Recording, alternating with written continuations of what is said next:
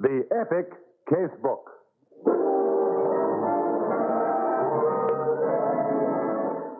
In which Inspector Carr investigates.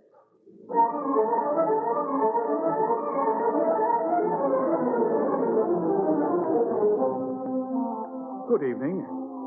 There can be no doubt that the last few months have made all of us sit up and look at things we took for granted with a new and, I'm afraid, rather jaundiced eye. No, I'm not going to pontificate at the way we took many things for granted, believing they would be with us as long as civilization endures, confident that our lives will become richer and fuller, and our problems of day-to-day living become less as the years go by.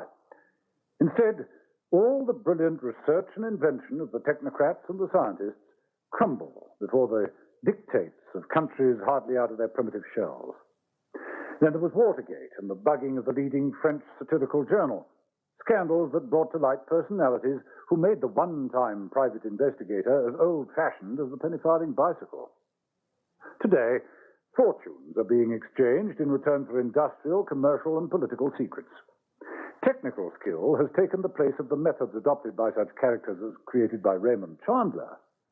All Perry Mason required was courage, an enormous appetite for women and alcohol, and reflexes that worked with lightning speed. Of course, Mason was a figment of that brilliant writer's imagination. Then, as now, the majority of private detectives are solid, patient foot-sloggers, shadowing their prey or ferreting out evidence so that someone can have grounds for a divorce. I don't suppose many of you will remember the name Percival Watson. For 15 years, he pounded the beat as a constable, and then set up as a private investigator. A drab, nondescript person whose name was to be emblazoned on the front page of every British newspaper and on the lips of every news commentator. For Watson was arrested and charged with the murder of one of the richest men in Europe. Let me tell you about it. I've called my story Murder by Assignment.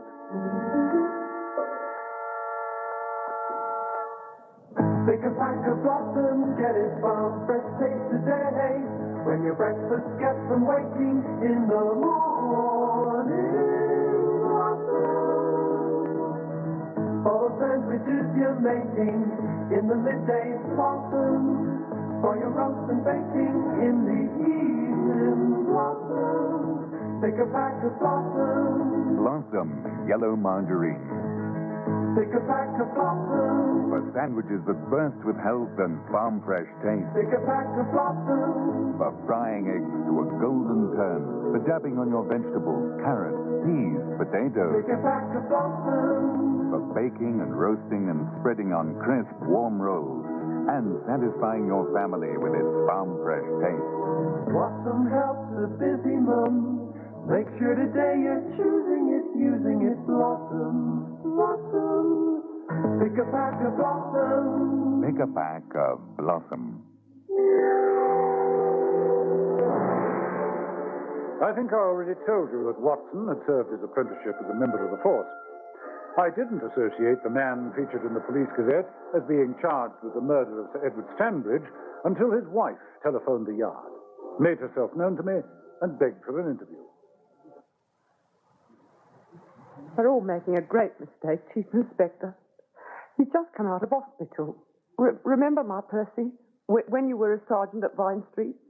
He wouldn't do a thing like that, but no one believes him. Well, as soon as I put the phone down after talking to you, Mrs. Watson, I looked at the back files of the Police Gazette. Now, you want the truth. There's a very strong case against your husband. He was seen in the grounds of Stanbridge Court. There were fingerprints on the gun. I know, but he explained all that. Oh, he shouldn't have broken into the house, but it was to help this woman. Oh, you must help us. Please. Please, Chief Inspector. Oh, all right. I won't promise anything, but the least I can do is to have a chat with your husband.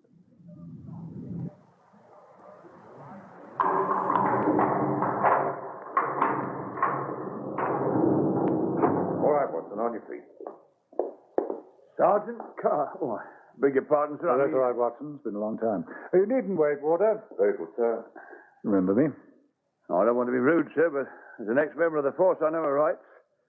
I've made my statement. I'm not saying another word, not till my wife managed to get hold of Mr. Meadows. Now, the man you claim commissioned you. That's right. Listen, Watson, it wasn't pleasant having to put an ex-policeman on a charge of murder, don't you think that the entire Worcester Constabulary have been looking for a Harold Meadows? Besides, this is outside the metropolitan area, and my visit's a personal one for the moment. You and I worked together for 4 years.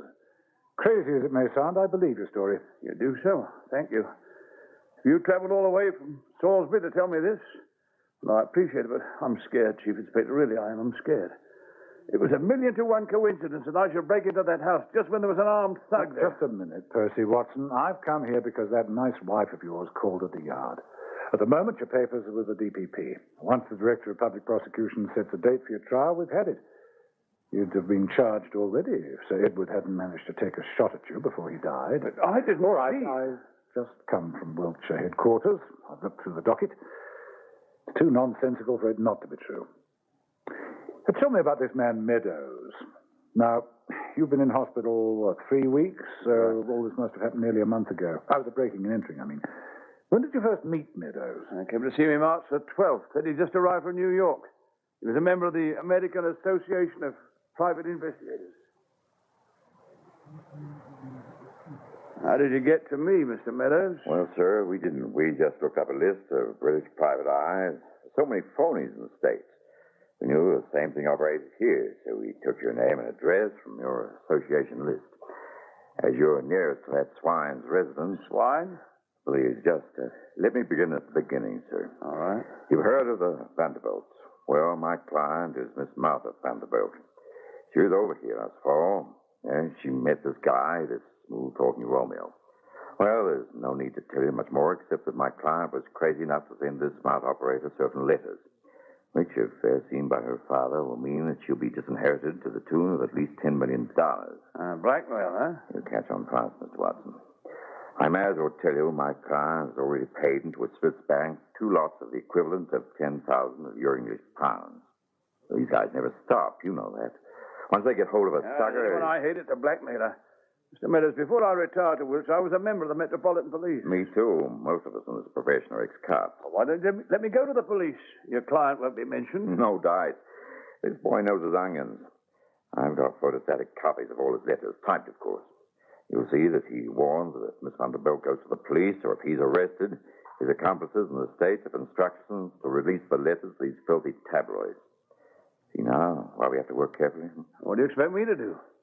Get those letters back. The fee is 5,000 English pounds. But I'm an investigator, not a negotiator. How? I don't know how. All I'm authorized to say is that there's 5,000 pounds in your expenses. Here's the man's name and address. Just before my client returned to the States, she went to what was once her love nest. Pleaded with him to return the letters. He just laughed. I can tell you this. The letters are in an old-fashioned safe with one of those heavy locks. Frankly, I'd be taking a look at the place myself. Far, Shows what greed does for you. 5,000 pounds in my expenses. Now, the place was a large seaside cottage. Yes. Lying in its own ground. Caistor-on-Sea. Yeah, well, I drove down to Caistor, made inquiries in the village. I learned that the man was staying at this rented cottage, and I foolishly decided to case the joint. I broke in at about 3 o'clock in the morning.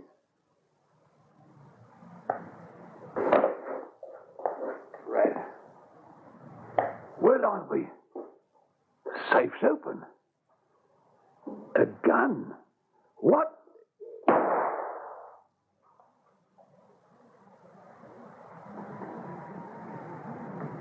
There was a blinding flash, and I woke up in hospital. Don't you see, Inspector Carr? It's this other guy, it's Slapsy. He did the shooting. Yes, I've read Slapsy Hart's statement. You owe your life to him. You're being framed, but Slapsy didn't frame you. All right, Watson, I'll get you off the hook.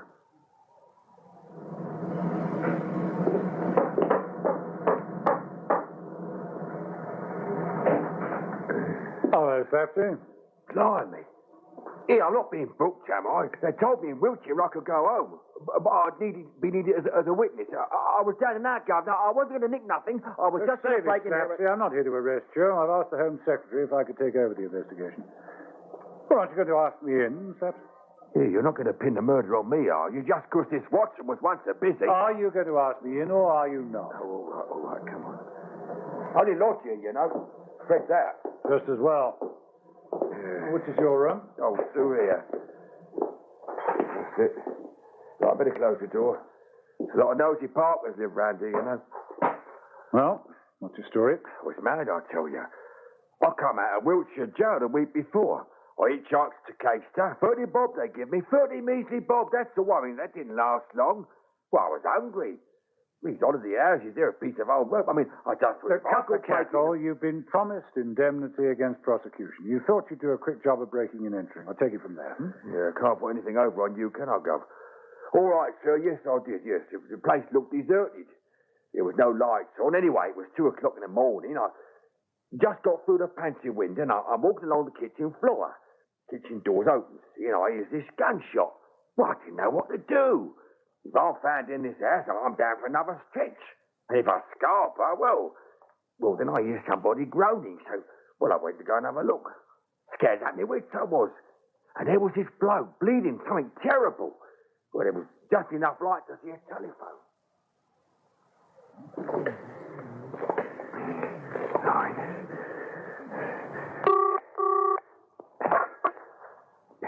Please? You better come quick. There's a bloke here bleeding to death. He's been shot. What you say? Where are you speaking from? It's the last house on Caister Cliff, and you better bring a doctor with you. He's in a terrible bad way. What's your name? Well, look, I don't want to have anything to do with it. See, I Better just... say where you are, please. I'm asking you your name. Oh, what a mug I am. Pardon? My name's Hart. Reginald Bernard Hart. Heaven help me.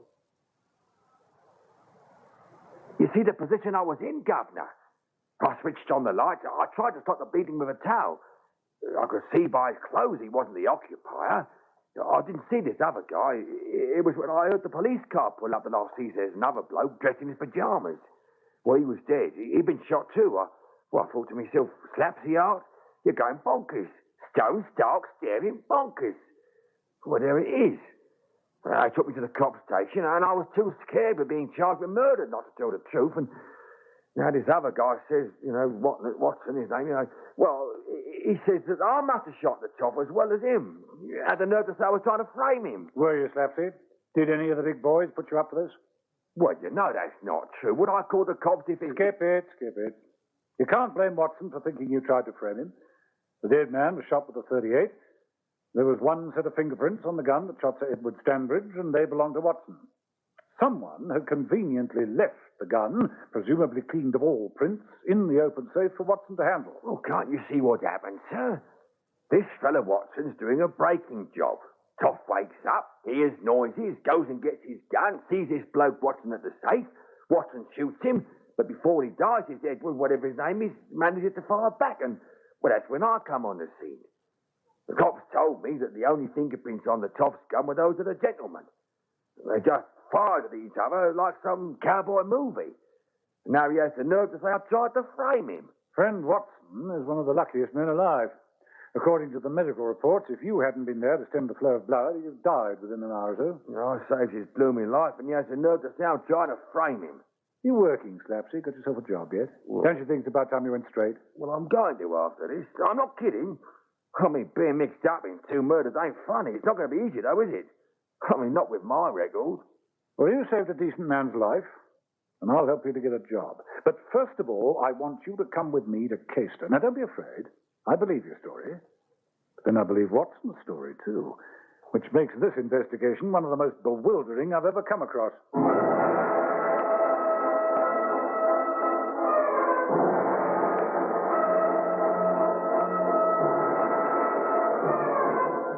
Take a pack of blossom, get it farm fresh taste today. When your breakfast gets from waking in the morning, blossom. Whether spread on toast or frying eggs to a golden turn, Blossom Yellow Margarine tastes the way your family loves it, light and fresh. On the sandwiches you're making in the midday blossom. Give your busy, hungry family their sandwiches with Blossom. They can taste the farm-fresh flavors, good and healthy. For your roast and baking in the evening blossom. When your family's at supper, they'll enjoy a roast with the touch of Blossom. They'll love it on their vegetables and spread on crisp, warm rolls. So give them all the farm-fresh taste of Blossom. Blossom helps a busy mum Make sure today you're choosing it, using it. Blossom, blossom. Pick a pack of blossom. Pick a pack of Blossom.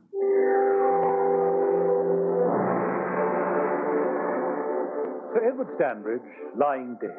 By his side, a gun containing his fingerprints. The gun that shot and wounded Watson. When they found the private eye collapsed on the study floor by the safe, there was a gun by his side, too, a gun containing his fingerprints, the weapon used to murder Sir Edward. Was I being deceived, after all? Had Watson made up an elaborate cock and bull story in order to explain his wounded presence in a strange man's seaside cottage? Was Slapsy Hart's explanation the right one? Yeah, you can still see some of the blood stains on the floor. Look, Governor. Yes. Yes, I can see the stains. And you say that Sir Edward was lying over there by that wall. That's right, Governor.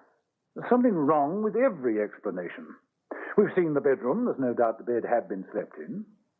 He comes downstairs, opens this door, sees Watson at the safe. Watson turns and fires. Now, that being the case, why should the body of Sir Edward be lying by that wall? And if somebody placed the body there, it couldn't be Watson, because you rushed in when you heard the shot being fired and he'd collapsed. Oh, much more I can do here. Thanks, Slapsy. Oh, here's a couple of quid. Oh, thanks, Gov. Make your own way back to London. I've got to have a word with the estate agents. Yes, that's right. Sir Edward always rented the cottage for the month of September, but this year he telephoned to ask if the cottage was available from March the 12th. I was delighted. Very few holidaymakers arrive at Caister during March. Did he come to see you personally? No, I gave instructions to have the place thoroughly cleaned and aired, asked me to get in touch with the wine merchant, dairy, and so on. I asked him whether he would be requiring domestic help. There's ample room, you see. He said no. Frankly, I got the impression that, well, if I might say so, he wanted the utmost privacy. I see. Did you talk to him when he arrived at Caister? Was he alone or was he with a female? He was alone, but hinted that he was expecting a visitor later that day. What about domestic help? Oh, that would be Mrs. Flynn. Quite a character, Mrs. Flynn. Straight out of the pages of Sean at Caister. Why, sure now, Mr. Goldsmith asked me to get the place aired and cleaned, which I did. I handed the gentleman the keys and asked him whether he'd want me to be waiting at table. Told him most of the tenants like to have someone around with a cap and apron. But he kind of gave me a wink and said he'd manage on his own. Or rather, they'd manage on their own. As I told the police, I never saw the gentleman again. And now he's lying there, cold and stiff.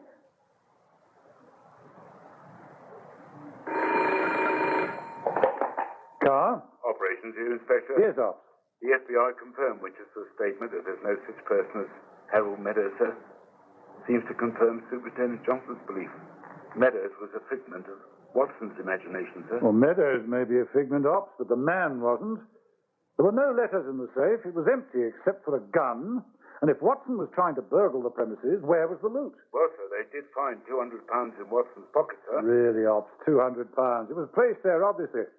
I want to know where they shot Stanbridge. Must have been on the premises, sir. The senior police surgeon says that they were shot within half hour of each other, sir. He arrived at Caister on the 12th of March. According to the local manor, he was alive on the morning of the 13th because he took the milk from the milkman who recognized him from the year before. What was he doing all day on the 13th and the 14th? I'm going to have another talk to Watson. Now listen, Watson. The FBI have no knowledge of a man called Meadows, and our own immigration say that no one of that name arrived in Britain in the last few months. And what's more, no one knows him at the embassy. It isn't Slapsy Hart who's trying to frame you. No one tried to frame you. And you believe them? You believe Now, them? hear me out. No one tried to frame you. They tried to murder you. I don't understand. Why should anyone want to murder me? Because you wouldn't be alive to tell the tale. Because even when you were dead, you'd go on the files as having murdered Sir Edward Stanbridge. That's why there were no letters in the safe, and they banked on your picking up the gun. As soon as you did that, someone who was waiting for you, hiding, shot you. In the morning, the police would be there, the unfortunate householder stood in his dressing gown from a rumpled bed, and you with the loot in your pockets. Don't worry, I've got ample proof that you didn't shoot Stanbridge. Yeah, well, how? Please tell me. No. I'm afraid, Watson, that you're going to be kept here in these cells. They'll make you as comfortable as possible. But whoever thought up this scheme must be a fiendishly cunning devil. If the newspapers get hold of the information that you've been released, that you're no longer under suspicion of murder, it'll frighten the real killers away, okay? You mean I won't have to stand trial? No, you won't. You not only have to thank Slapsy Hart for saving your life, you can also thank him for getting you off a murder rap. Oh, I don't understand. Never mind that now. Now, this man who came to see you, you sure it's an American accent? Take my life on it. Look, sir, you and I were at Vine Street together, and you learned to tell the phonies. Nothing phony about that man's accent. Fair enough. And this description you gave me, the man, 6 foot tall, rather slender in build, brown eyes, the rest you can forget. Even a cop can't see through an expert disguise. What's going to happen now, sir? Well, if patience is a virtue, I'm not feeling very virtuous at the moment. But I've got everybody working flat out.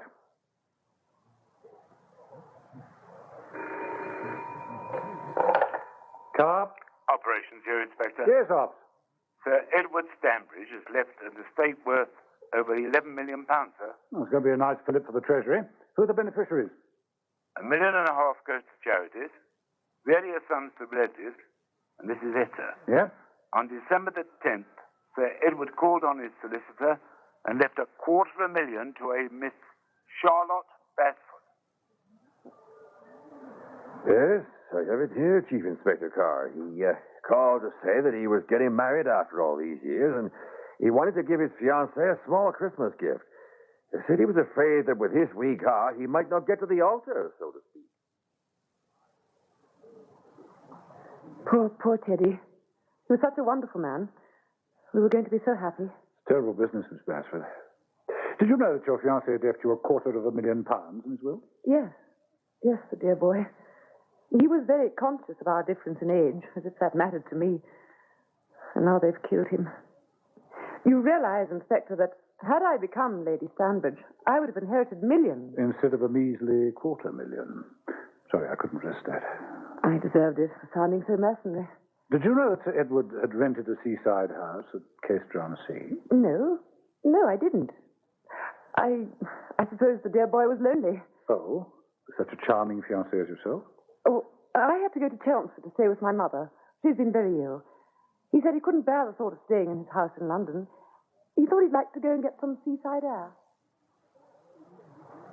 That's right, sir. We can confirm that Miss Charlotte Basford stayed with her parents at 71 Epping Way from March the 10th until March the 23rd. Well, thank you, Sergeant. Oh, what about the other inquiries I asked you to make? Well, she was not seen in the company of any man answering for that description, sir. She was seen with her brother, well known in the area, runs a hardware business. Well known, you say. Do you know him? Can you describe him? I know him very well, sir. He's a man about 35, married, 2 children, 5'7" or 8", heavily built. All right, Sergeant. Thank you very much.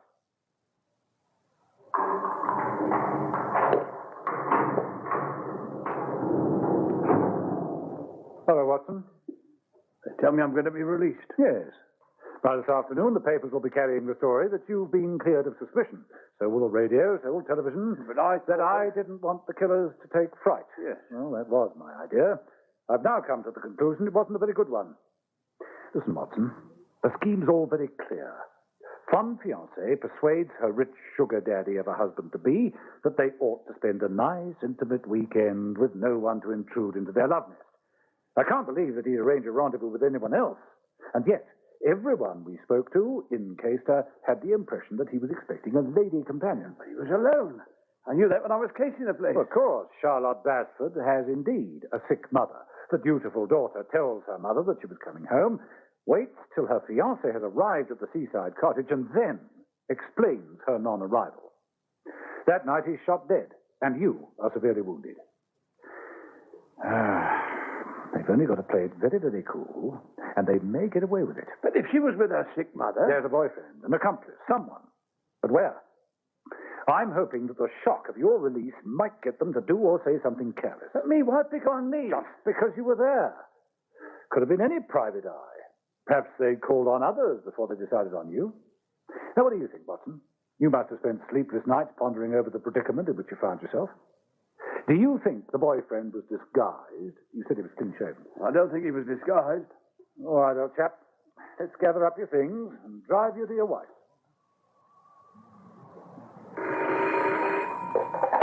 Carr? Ex-branch reports, sir, that the party has not used the telephone other than to order some groceries and to telephone her mother. Nothing in the conversation at all suspicious, sir. She's a very cool number. She's not going to be the one to panic. Obviously, our American friend is the one we're hoping will show his hand.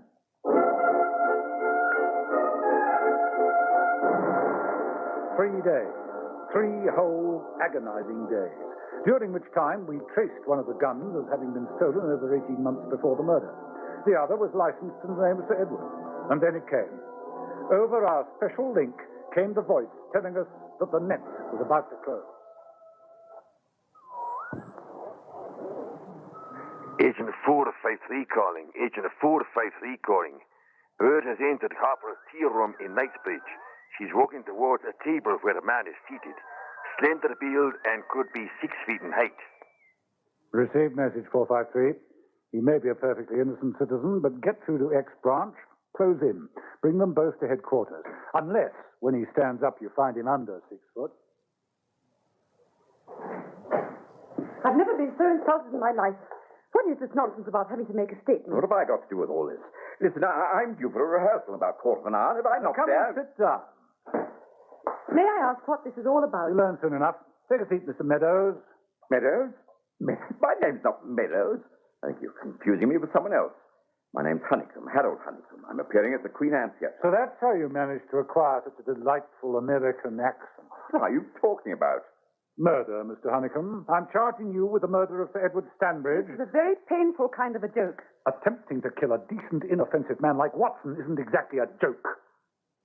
You had to go out of town to find your private eye. Or, to use one of your American slang terms, a fall guy. A London-based investigator might have seen you before, Mr. Honeycomb, alias Meadows. Oh, come in, Watson, come in. Is this your man? Hi, that's him. You silly, stupid Carr. I told you we'd never get away with it. Stop him! Stop him! He's trying to kill me! A fiendishly cruel but very clever plot. Sir Edward gets bumped off as he interrupts a housebreaker at the safe, but manages to return the fire before he dies. Had you, Watson, not survived the shooting, no one would have been the wiser. But you did survive, thanks to Slapsy Hart. Yes, I'm grateful to him now. You should be grateful to him for corroborating your statement and helping to prove your innocence. Well, how was that? Well, you see... Well, listeners, did you see it? What was it that Slapsy Hart said that confirmed Watson's innocence? Not sure? Then listen to the commercial, and I'll be back to tell you. Pick a pack of blossoms, get it from fresh taste today. When your breakfast gets them waiting in the morning. For the sandwiches you're making in the midday blossom. For your roast and baking in the evening blossom. Pick a pack of blossoms. Blossom Yellow Margarine. Pick a pack of blossoms. For sandwiches that burst with health and farm-fresh taste. Pick a pack of blossoms. For frying eggs to a golden turn. For dabbing on your vegetables, carrots, peas, potatoes. Pick a pack of blossoms. For baking and roasting and spreading on crisp, warm rolls. And satisfying your family with its farm-fresh taste. Blossom helps a busy mum. Make sure today you're choosing it, using it. Blossom, blossom. Pick a pack of blossom. Make a pack of Blossom. Well, what was it? The fact that Slapsy Hart heard only one shot. You remember he climbed through the pantry window and heard one single shot, and yet 2 people were lying on the ground. What happened was, Meadows, or Honeycomb, to give him his real name, deliberately created a noise, and when Stanbridge appeared, shot him dead. He then dragged him to the study, hid, and waited for Watson to appear. In the meantime, he takes the keys and opens the old-fashioned safe, puts the gun he used to shoot Sir Edward into the safe, waits for Watson, sees him open the safe, clasp the gun, and then shoots Watson. Left him for dead, or so he thought. It was the fortuitous arrival of Slapsy Hart that ensured these 2 friends, Miss Basford and Honeycomb, paid the penalty for their crime. Good night.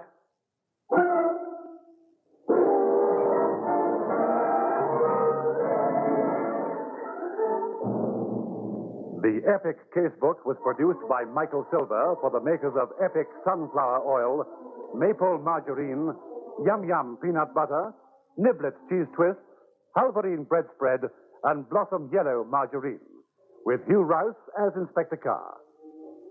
Listen again next Thursday night at 9:30 to another exciting story from our Epic Casebook.